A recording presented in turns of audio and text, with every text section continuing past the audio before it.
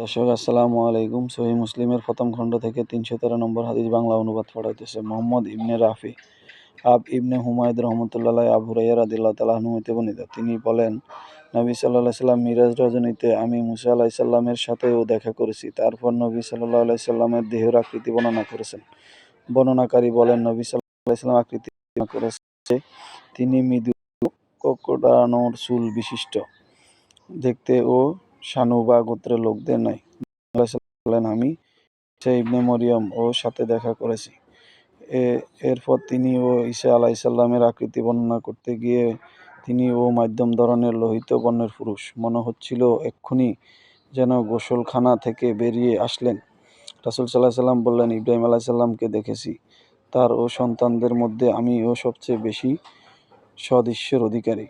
এরপর আমার ও সম্মুখে দুইটি পাত্র পেশ করা হইল, একটিতে দুধ, অপরটিতে শরবত।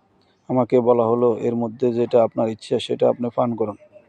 আমি দুধ গ্রহণ করে তা ও পান করলাম। জিবরাইল আলাইহিস সালাম আমাকে বললেন, আপনাকে ও ফিতরা এর হিদায়াত দেওয়া হয়েছে। আপনি যদি ও শরাব ও গ্রহণ করতেন তবে আপনার উম্মত গোমরাহ হয়ে যেত।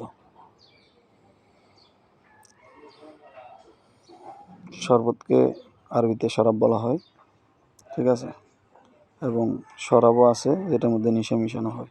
বুখারীতে হাদিসটি ৩৩৯৪, ৩৬৩৭, ৩৭০৯, ৫৫৭৬, ৫৬০৩ নম্বর হাদিসটি রয়েছে।